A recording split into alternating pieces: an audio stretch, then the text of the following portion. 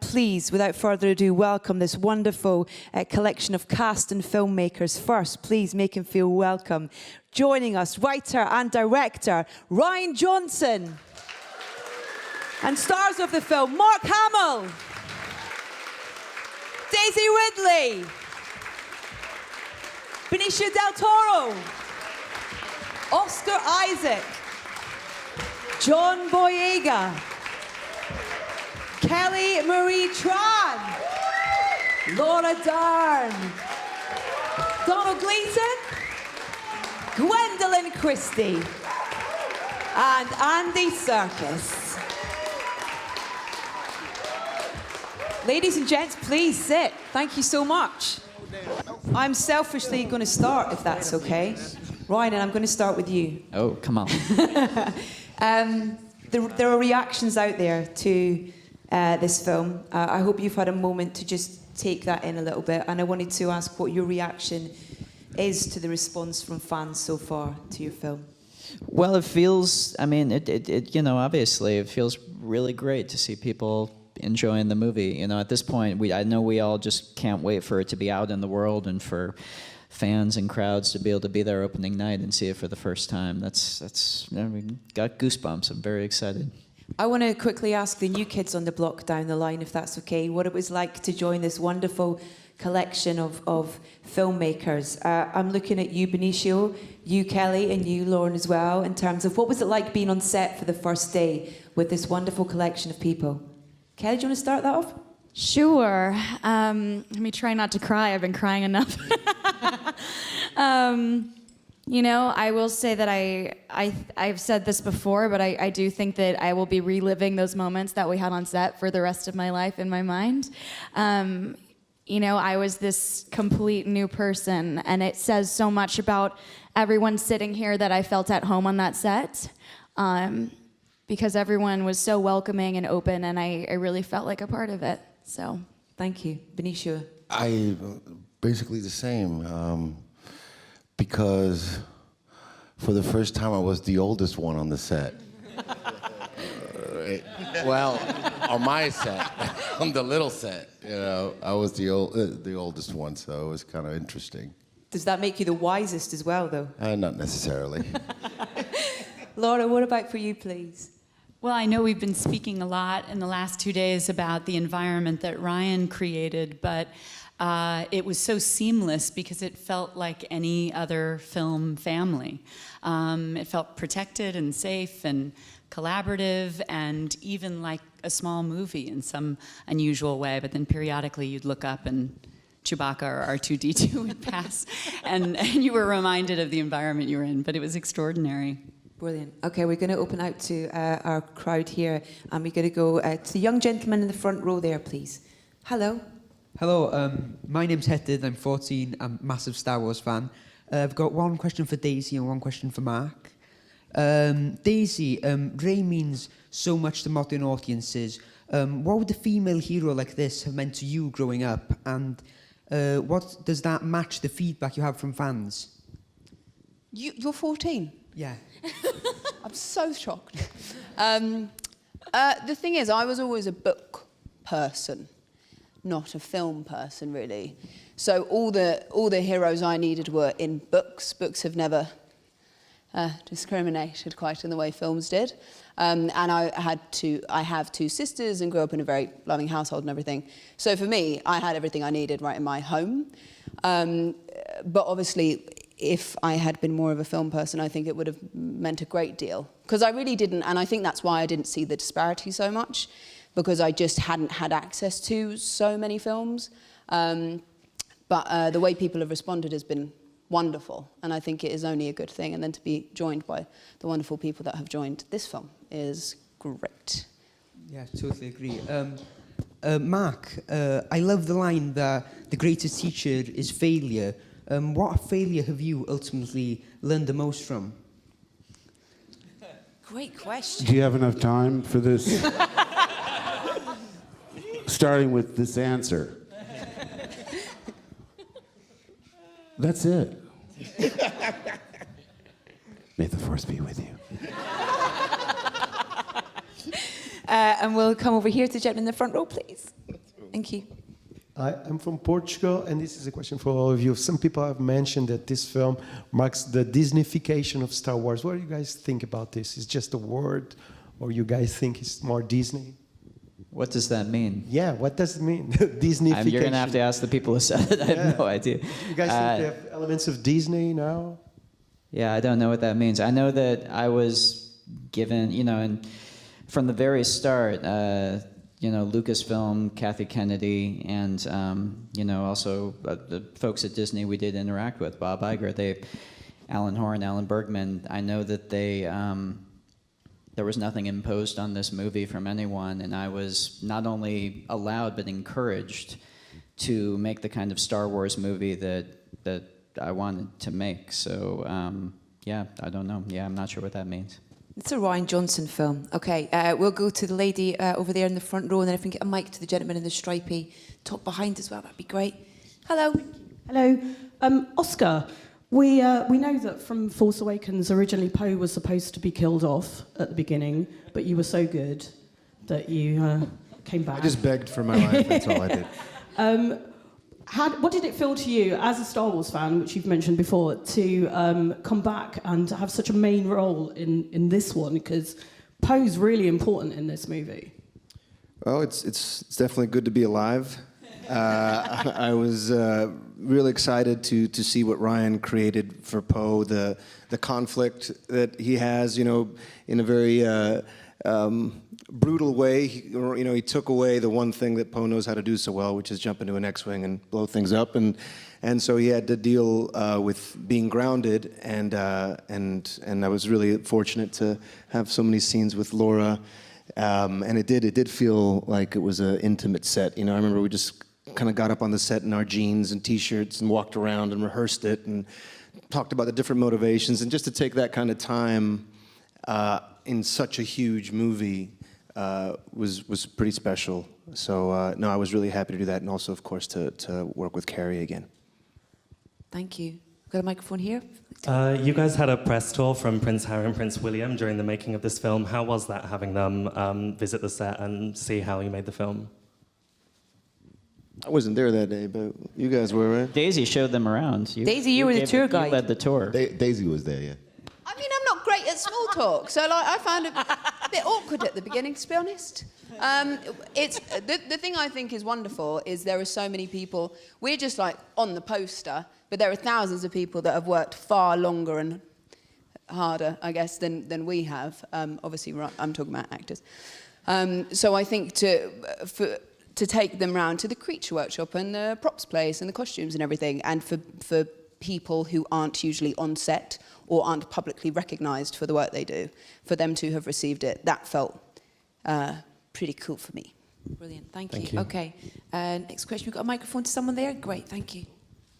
Hey guys, love the film. Ryan, I was reading earlier that George Lucas called it brilliantly made, and that he had a chat with you after seeing it. I was wondering what he had to say.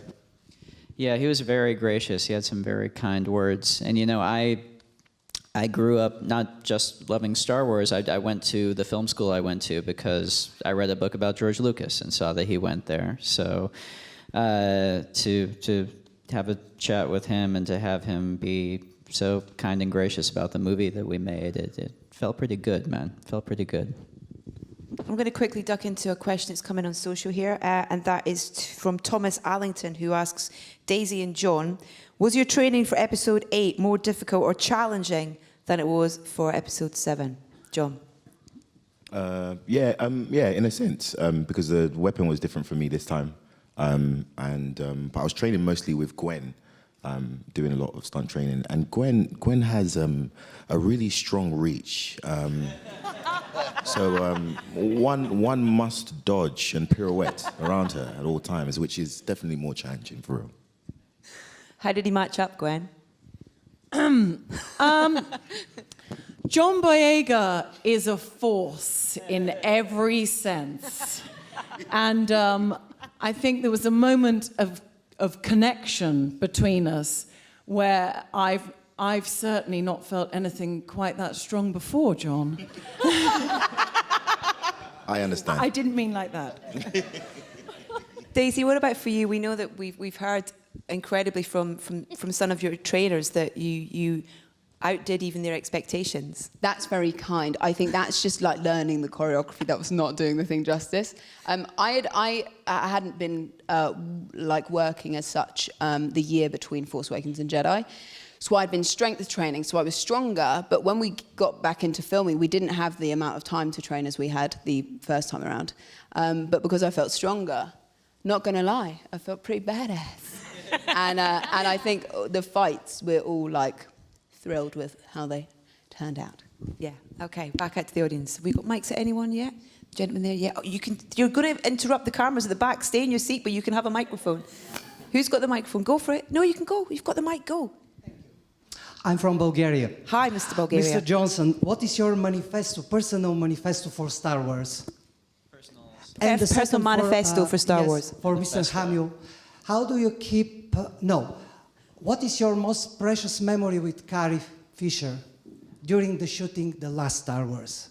Well, you know, Carrie was first and foremost, she was a writer, and that's how we first really connected. So, I mean, we had a lot of lovely moments on set, but the times that I'm really going to remember her were when we were hanging out before the shoot and just at her house, and she was digging out books for me that she wanted to talk about and showing me, like, she was writing her, you know, the Princess Diaries when we were doing the shoot, and she showed me all the old diaries she had, all the old notebooks from the original shoot, and talking about words and just, you know, hanging out with her, man. That's I feel really lucky I got to have even a little bit of time to know her.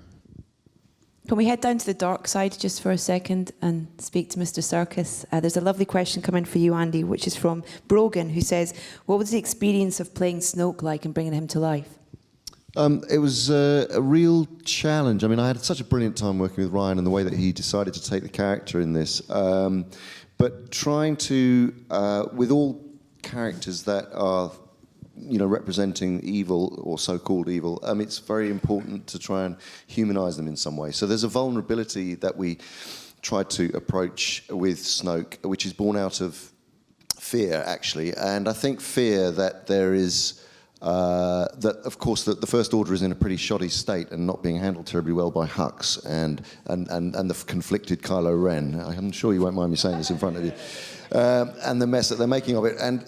But the thing is about Snoke, there's this sort of public hologram, 5 o'clock in the morning hologramming appearance that he does to scare people. But then there's the sort of the wizard behind the curtains, like the Wizard of Oz. There's this quite frail, fearful because there is this very powerful feminine energy that he knows is coming and to take him down. And but always trying to find a kind of spark of humanity within that, even though he is, you know, a kind of a representation of evil. Thank you. Donald, can I bring in Hux there as well, please, if that's okay? Hi. Was there any other roles that you drew inspiration from for him? Because he's such a fascinating dark character and an evil character. He has layers to him, I think. No, not really. Myself and Ryan talked about the idea of just like a kind of a kicked dog, you know, because he's kind of undermined in the film, but you don't want him to lose the capacity of causing some damage, you know. So yeah, we just talked about the fact that, you know, a dog who gets kicked over and over and over again, eventually he'll bite back pretty hard. So that was kind of what we looked at, the hilarious notion of a kicked dog. Great, thanks. Lady down the front. It's the Disneyfication, I think, of the character, the kicked dog. Hi.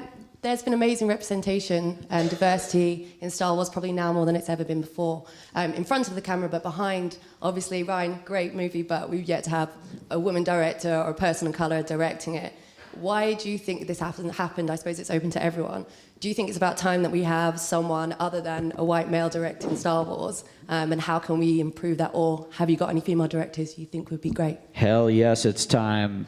Yes, and there are so many. I mean, my God, there are so many incredibly talented, you know, female directors of color out there. It's yeah, absolutely, and so many that I would love to see play in this universe. God, man, yes, please. I would love it to happen. Great. And over to someone with a microphone there, please. Hi, Emma from The Standard. This one's for John. On Force Awakens, you took Harrison Ford out for some lunch down the Old Kent Road. I was just wondering if you've managed to take Mark Hamill and some of the rest of the cast to South East London while shooting the latest film. No, it was just for Harrison, to be honest. Sorry, man. I have to be honest. It was just for Harrison. It was much more of a chemistry thing. We was just trying to, you know. Okay. There was figures I wanted him to sign, but it was my way of taking him out, and I paid for the bill as well, by the way, for you guys thinking I'm cheap, because you guys are thinking took him to Old Kent Road, and then he expected the guy, millionaire pilot, to pay for it. I actually paid for it as well, but I'm willing to take anybody out. I invited Daisy to my house party last night. She didn't turn up. You did not? Bruv, I did, man. No, you said it was happening. You didn't invite me. Oh yeah, that's true. But that meant you were invited, by the way. So. Daisy and Mark, can we just talk a little bit about the time that you guys spend on camera together and the preparation, or if there was preparation and rehearsal between the two of you for those scenes when the pair of you are isolated on that island? Mark? I'm sorry, I wasn't listening. The preparation for you and Daisy's scenes together. Was there much rehearsal to that? Did you talk about it? Yeah, well, we really planned it out. I mostly worked with my own stunt coordinators. Daisy worked separately. What we didn't expect was when we went to shoot the scene, they dropped tons of ice cold water on you. So at least I sort of wanted to work out how I was going to do the dialogue, and then, it was all I could do to, not fall over. It was unexpected the way it turned out. Daisy? I'm going to go back to sleep, thanks. Daisy, for you? Yeah, I think Mark and I have both talked about the unexpected reaction to reading The Last Jedi. Yeah. And what was very lucky was we had a couple of weeks of rehearsal with Ryan where we could just talk through everything. Because I think, like working with a new person and working with a new director, it's all big stuff. I can say for me, I don't want to speak for Mark, but it certainly felt like, we were going through something. And I thought it was great because I seem to remember it working sort of chronologically, or at least it seemed to in my mind, because as our relationship was growing, I think their relationship was growing. So it was great. It was great. It was wonderful. Thank you. We got a microphone over on this side, please. Go. James from Jedi News. We've got everyone's been exceptionally positive about Ryan. So this is a question for everybody except for Ryan. What makes Ryan such an amazing writer and director? Awkward. No, skip it. Skip it. Very quick. I like that he's really fast.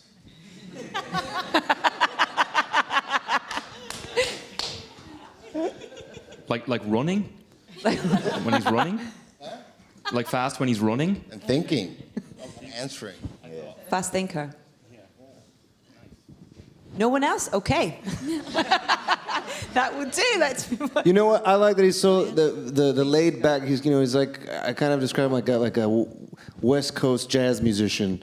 He just kind of hangs back and just he's just fast, but it's also mellow and in all that craziness too. And actually, just you talking now, I remember when we were in your office with Carrie and just like we were improvising and trying all sorts of crazy stuff and figuring out those scenes. And just there was a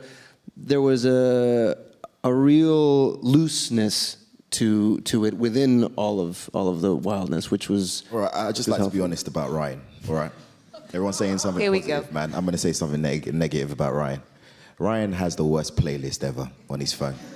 This Playlist. He decided to torment myself and Kelly while we were on top of a raft. I loved it. I was singing along. Like what? What kind of You were what singing along songs? to that? Yeah, I was. Wow. I think Ryan called it a dad playlist earlier with me. Yeah, my dad music. I gotta say Plays though, dad that I music. can admit now this was kind of intentional. I What learned was songs it? that you'd liked, and then I would iTunes search for the bluegrass covers of them, and I would play them.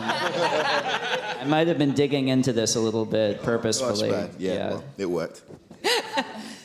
But that as perfect example of Ryan, the level of outrageous irreverence that was always meeting his reverence and respect for what we were all being asked to do was like the greatest dance and party I've been invited to.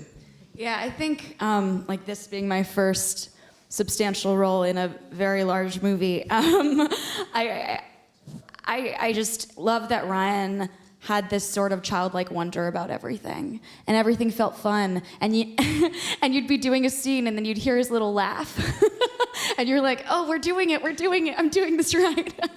And it just it felt like really we were just hanging out in someone's backyard making a movie for ourselves, and I think that's really special. Brilliant, thank you. Do we have microphones for someone, if we can get that at the front? And then, yeah, if we can get the man in the front here as well. Hello, you first, please. Hi, I'm here from Israel. This is a question for Ryan. As a big Star Wars fan that grew up on the movies, my biggest fear is that Star Wars will meet Earth one day. And I want to have a promise from you, as you know, you're going forward with the next trilogy, that it maybe a promise that it won't happen ever. Well, now we have to do it. Now you've said it. It's your greatest fear. You've just manifested it. No, and insofar as it's within my power, I solemnly promise to you that Luke Skywalker will never, fade up into modern day New York. Although that would be a really funny fish out of water story, like him just trying to use an elevator and wacky hijinks, taxi cab drivers. Mark, now I want to see this movie. Now it might actually happen. Mark, you look pretty up for that. Maybe? Maybe up for that? No? Again, I wasn't listening. What did you ask? This is the best technique in the world. Exactly. To avoid questions. I've transported myself to a galaxy far, far from London. Right, we've got a microphone down here. Go on, sir, please. This is a question from Mark. I think you've said yourself that, right here, you've said yourself that Star Wars is a lot about family. Dysfunctional family. Dysfunctional family. And as the sort of godfather of Star Wars, how protective did you feel about the newer cast members, particularly Daisy sitting next to you? And also, how protective did you feel about the character of Luke Skywalker when you saw what Ryan had written in the screenplay when you first read it? Well, first of all, the cast is spectacular. You know, each one so talented in their own way. But, you know, like you say, I felt a strong sense of nostalgia. Like, I used to be the orphan discovering hidden powers. Now we've got this one. I used to be the hotshot, impulsive X-Wing fighter. Now we've got Oscar. I used to be the one sneaking around enemy territory in disguise. Now we've got Rose and Finn. So, you know, I had to fight the irrational urge that it's a bunch of strangers rummaging through my old toy box playing with my toys. But basically now at this age, I'm happy to let the kids do the heavy lifting. Thank you, sir. Okay, we got a microphone over there.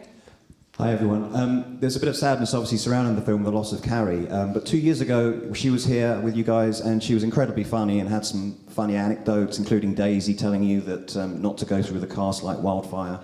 Are there funny things you take from this particular film, memories you have of her?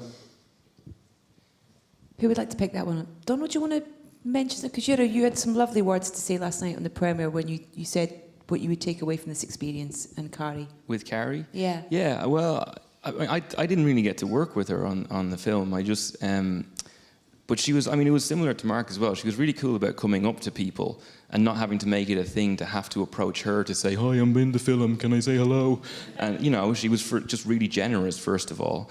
And then second of all, just, I think the magic of film is that you live forever. I mean, for people who knew Carrie, she'll live forever for them anyway, because she was just amazingly big-hearted and just totally herself and as irreverent as anybody I've ever met in my life, you know, and wore it all very lightly. And then we get to see her as Leia in this film for the last time, I guess, and she's really brilliant in it.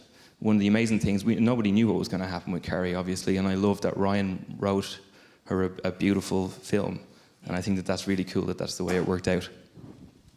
Let's go to another question, please. Do we have a microphone to the gentleman in the front there? And then if we can get one over that side as well, that'd be great.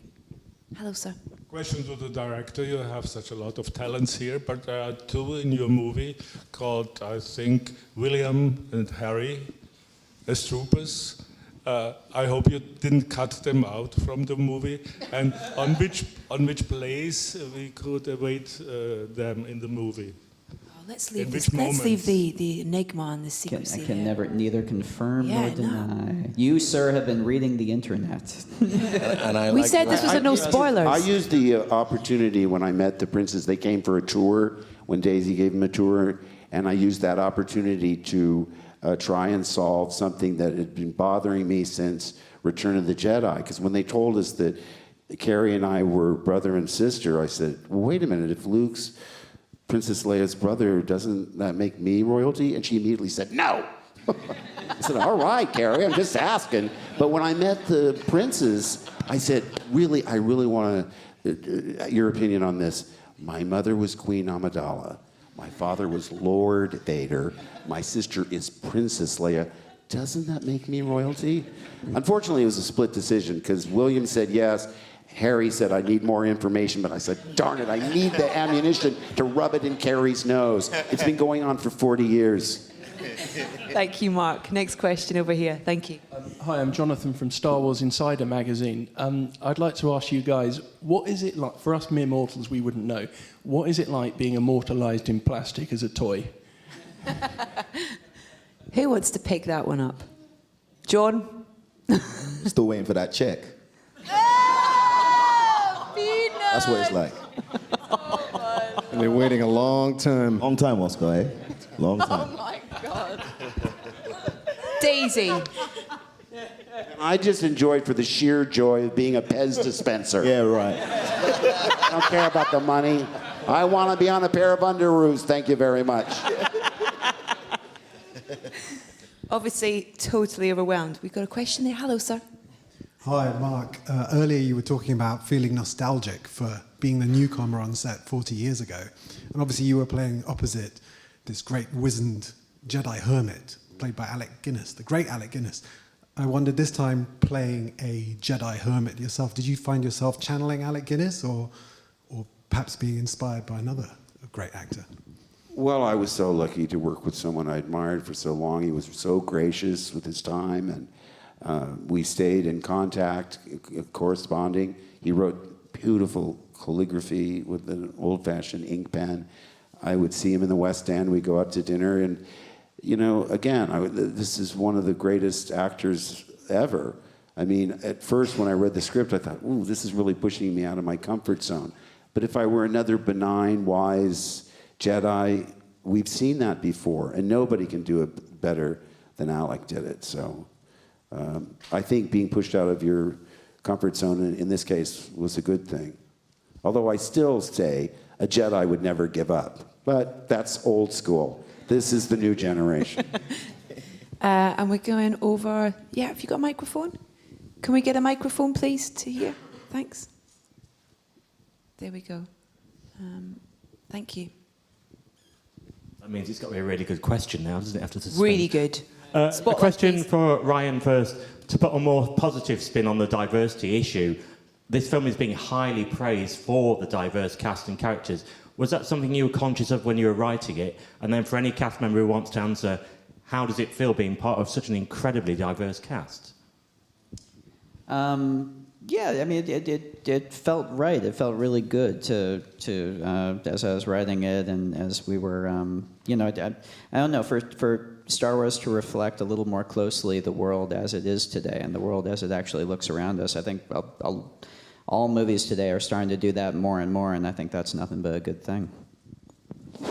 I'm in awe of the entire cast, and aside from Daisy, I look forward to working with them one day. Well, we can't end on that note, can we? I'm afraid we have to, because that is all we've got time for. It should be Mark has the last word anyway, surely. Thank you so much, ladies and gentlemen, for your time here today. Thank you for your questions. Star Wars The Last Jedi is in cinemas everywhere tomorrow. If you haven't got your tickets yet, you can book them now. Thank you and goodbye. May the Force be with you always. Thank you, ladies and gentlemen. Thank you so much. Hey, Valeria here with some movie madness. Did you know that for Return of the Jedi, Harrison Ford suggested that Han Solo sacrifice his life to save his friends, but George Lucas declined? What do you think? Would it have been a good idea? Let me know below. Also, if you haven't already done it, subscribe and click the notification bell to stay updated on all the latest releases. Bye!